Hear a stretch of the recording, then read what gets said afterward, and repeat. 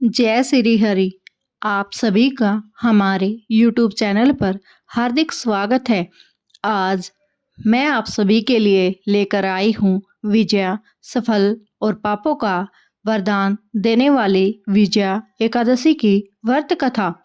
इस दिन एकादशी का व्रत और कथा श्रद्धा और नियम पूर्वक करने से भगवान श्री हरि विष्णु की विशेष कृपा प्राप्त होती है।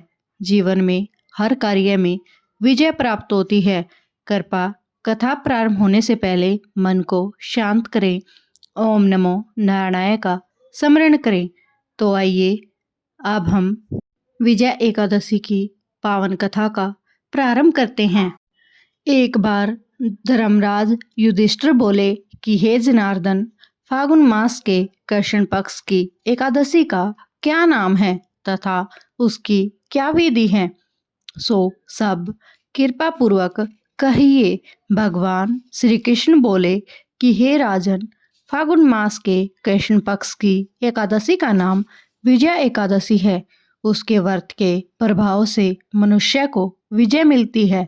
इस विजय एकादशी के महात्म्य के श्रवण व पठन से समस्त पाप नष्ट हो जाते हैं। एक समय देवर्षि नारद ने जगत पिता ब्रह्मा जी से पूछा कि हे ब्रह्मा जी,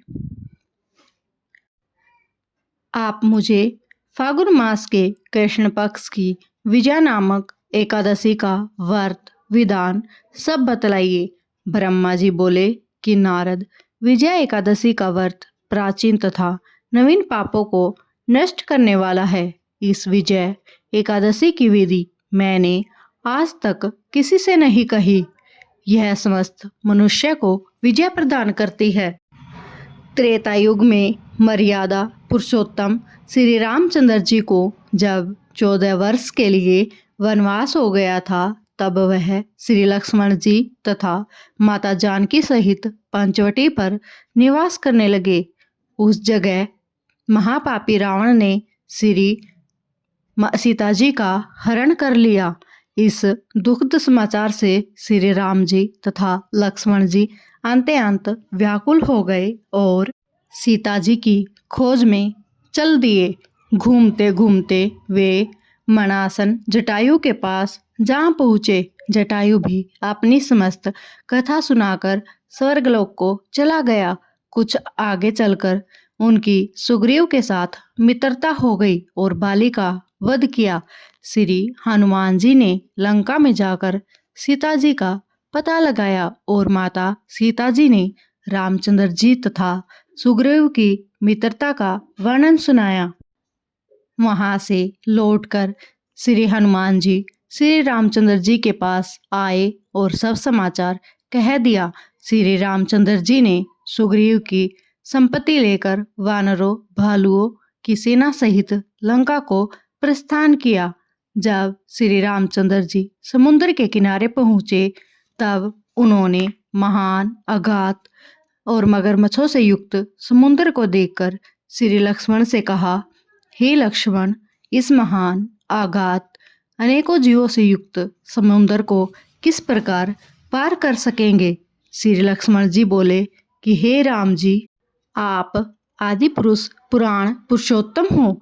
यहाँ से करीब आधा योजन की दूरी पर कुमारी द्वीप में बकदालजय नाम के मुनि रहते हैं। उन्होंने अनेकों नाम के ब्रह्मा देखे हैं। आप उनके पास जाकर इसका उपाय पूछिए। लक्ष्मण जी के वचनों को सुनकर श्री रामचंद्र जी बकदालजय नाम के मुनि के पास गए। उन्होंने अनेकों नाम के ब्रह्म देखे हैं। उनको प्रणाम करके बैठ गए। मुनि ने भी उनको मनुष्य का धारण रूप किए हुए पुरुष को पुरुषोत्तम समझकर उनसे पूछा, हे राम जी, आप कहाँ से पधारे हैं। श्री राम जी बोले कि हे महर्षि, मैं अपनी सेना सहित यहाँ आया हूँ। राक्षसों को जीतने लंका जा रहा हूँ। आप कृपा कर समुद्र को पार करने का कोई उपाय बताइए। इसी के लिए मैं आपके पास आया हूँ। बकदालजय ऋषि बोले कि हे राम जी, मैं आपको एक उत्तम व्रत बतलाता हूँ। फाल्गुन मास के कृष्ण पक्ष की विजया एकादशी का व्रत करने से तुम समुद्र के अवश्य ही पार हो जाओगे और तुम्हारी विजय होगी। हे राम जी, इस व्रत की विधि यह है, दशमी के दिन स्वर्ण, चांदी, तांबा या मिट्टी किसी का भी कलश बनाएं। उस घड़े को जल से भरकर तथा उस पर पंच पल्लव रखकर वेदिका पर स्थापित करें। उस कलश के नीचे 17 जा यानी 7 अनाज मिले हुए ऊपर जो रखे। इस पर श्री नारायण जी भगवान की स्वर्ण की प्रतिमा स्थापित करें। एकादशी के दिन स्नान आदि नित्य क्रम से निवृत्त होकर धूप, दीप, नैवेद्य, नारियल आदि भगवान की पूजा करें।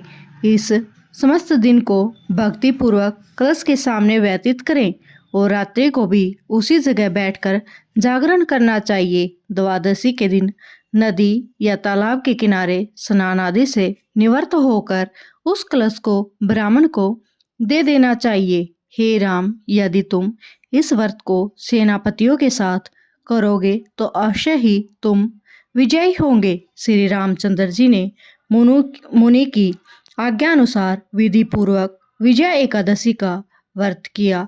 उनके प्रभाव से दैत्य के ऊपर विजय प्राप्त हुई। अंततः हे राजन, जो मनुष्य इस व्रत को विधि पूर्वक करेगा उसकी दोनों लोकों में विजय होगी।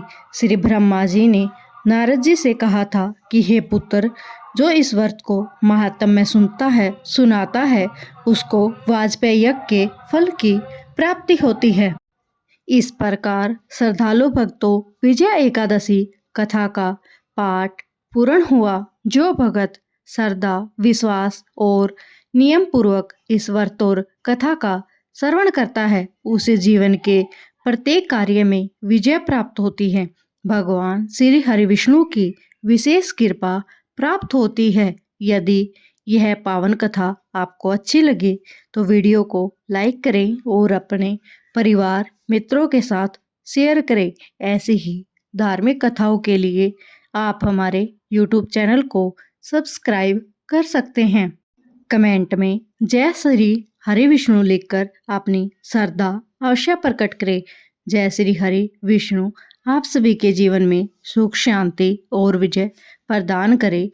जय श्री विष्णु। हरि ओम तत्सत।